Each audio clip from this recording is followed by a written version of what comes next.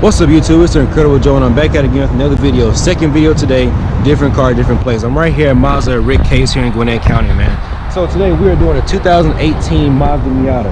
Yes, sir. This car is pumping out 155 horsepower and it's roughly 2,300 pounds, and it comes with a 2-liter V4 engine. So the starting price for this car on the sticker right here, online it'll say around 25 to 26. So base MSRP is 31. Total MSRP with all the added features and things like that is going to be 32 right there. Zoom in on that. Here you go, 29 miles per gallon. Like I said, it isn't cheap when you look at this because it's right here in front of you, right? Annual fuel cost $1,400. So this is a gas saving car when you look at what you're getting for the price of it. So you're looking at around $32,000. You're looking at 155 horses. You're looking at 29 miles per gallon. Now, we all know what the legendary Mazda Miata is known for, right? It's known for lightweight car, small car, but it can pump out a lot of horsepower. A lot of people, they do endless engine swaps and things like that to this vehicle, so we know what the Miata is bought for. We know what it's bought for and what it's used for, right? It's a good track car. It's a great drifting car as well. So, I want to give you a shout out because you do let me do the video. Yes, go ahead and give me your information. Yes, sir. Stephen Smith. Come see me at Rick Case Mazda in Duluth, Georgia. Oh yeah, my guy, Mr. Smith. You got want to give me your number? Yes, sir. 206-482-6095. There you go. Give Mr. Smith a call. Let me do a review. I really appreciate it. So let's start with the wheels. Now, most stock cars have wheels that I don't really care for, and I'm not the one that's going to change out the wheels, but I don't really just care for them like that anyway. This here comes with a 17-inch wheel on there. Look in the back, you have pretty much the same Mazda Miata body style. It's going to be the same traditional look as on the older ones. It's just a little bit refined, right? Of course, it's a facelift because it's a newer vehicle. You look in the trunk. The trunk's deep enough for your groceries. It's not wide or anything like that. You're gonna only put a few little groceries in there, like I said, but that's not what this car was built for, right? So for those of you who use this car on a daily, you can put groceries in here, you can go shopping and things like that, and you can be perfectly fine. So the height of the car is it's not very low to the ground. It's just not a tall car. I'm 6'1", and I'm standing well above the car. You have like a burgundy, yeah, I guess it's more of a burgundy-ish raspberry top right here. That's nice with the black accent. There's a white 17 right there, and there's also a gray 19 in there.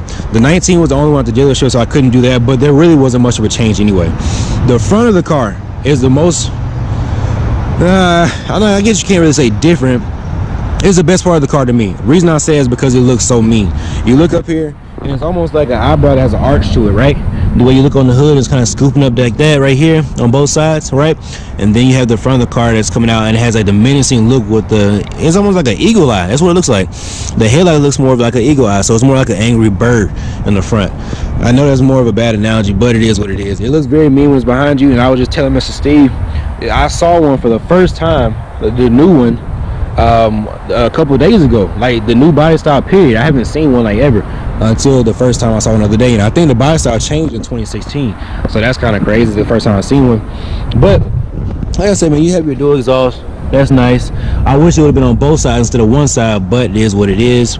As I appreciate the look of the car. I love the tail lights right here. Boom. I love all the way the car looks. I'm gonna go ahead and open the door. It's a really short door, to be honest, but then again, it's a shorter car. It's a smaller car. Let's go ahead and pop the hood, see what it looks like under the hood. Close that. Door closes soft as well. Let me see. Yeah, let's see. Alrighty. So this is what we're looking like up under the hood. Nothing spectacular, but it is very nice. Like I said, everything is separated, so you have room if you want to do work and things like that. You have room to put your hands in different creeks and crannies. You don't have to worry about scraping and cutting yourself up. You can go and get the job done without a problem. So now we look at the outside of this new Miata. Let's go ahead, click the camera over to the inside of the car and see what that has to offer us as well. First things first, let's start off with the door panel. I love this reddish pinkish stitching coming across the side of the door panel right here, if you can kind of tell what it is. The camera don't really show, but it's more like a reddish pinkish right here. That's your small storage right there, and it's going, the stitching is actually going up the seat as well. So if you look in here, you have your cup holder right here. Boom, boom. You have a CD player right there. I haven't seen that in a long time. Jesus. Look over here, more like a storage right there. What is that? I don't know what that is. I don't know what it does. Leave that alone. So I love the steering wheel. When you get in here, the steering wheel is very, very comfortable. Is, you know what I'm saying? It fits the car. You know how a car is really small like this and the steering wheel may be too big for the car, but it actually does fit the car. I love this in here. The only way this could have been any better is if it was a digital dash. Digital dash would have been extremely nice in this car, but it is what it is. This is not the manual, it's the automatic, because they only have a few Miatas up here. So, you know, of course they sell fast. So they have the 17, which is a white manual, but I didn't want to do the 17, so they only have one 18 here. It's automatic, so that's why I'm doing the automatic.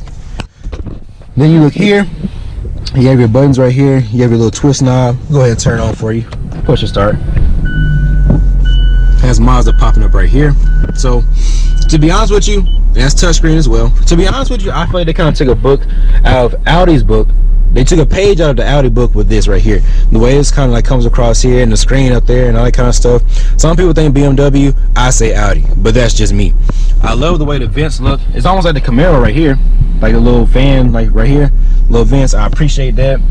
You got this over here, your buttons on the steering wheel, you got your paddle shifters and things like that. And you have the stitching once again going all across the e-brake, going all across here, all across this seat.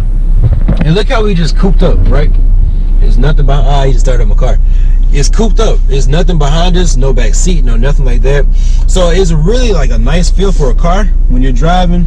You know what I'm saying? You're in here cooped up like you're supposed to be because it's a Miata. So overall, the way I feel in this car, with me being 6'1", once again, I don't feel claustrophobic at all. I have plenty of leg room, and this is, let me see, this is as far back as the seat gonna go right here. I have plenty of leg room. Like I said, the pedals right here. I'm not gonna, you know what I'm saying, be bumping my knees when I'm driving and things like that. I'm comfortable when I'm in this car. I have like everything's right here at your touch. For a driver, this is a perfect car to have because you don't have to reach far to touch anything. Boom, when touch the air is right there. Go ahead and touch that on right now because it is hot in here. Everything's right here to touch. You got your storage right there. So for those of you who have a wallet, you know what I'm saying, you got nowhere to put it. You just go in here, boom, you know what I'm saying, right there, grab it, boom. Then you open this, the storage right here, I'm not gonna lie to you, I'm not even gonna be biased, that is depleted storage. You can't put nothing in there. Let me see, I had to put my phone right there, and I had to put my wallet right here, and yeah, my wallet's not gonna fit either. So let's just be honest, it's a Miata, your storage is cramped.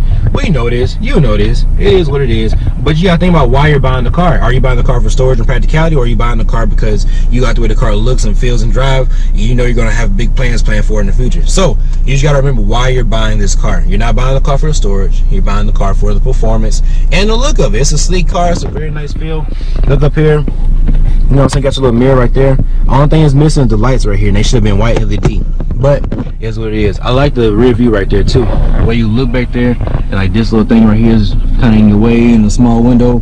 I just like coupe cars. I like the little black accent right here on the door. I appreciate that. I just like this car, the MX-5 right there on the floor mats. I appreciate the whole car. I love the way the car looks. So now that I've showed you the way the car looks on the inside, I showed you the way it looks on the outside. Let's go ahead and hop into the drive so I can show you what's really going on with this car, because that's why you're buying this car. So stay tuned throughout the rest of this video. Let's put it right here on the seat. Throw this seatbelt on, like the door says, so we can be safe. Make sure my pocket's tucked. Now, this car has 334 miles on it, so it's close to the break-in period, but it's not broken in yet. Now, initially, one thing I want to tell you that I noticed in this car is the steering. The steering is very light. It's not very harsh at all.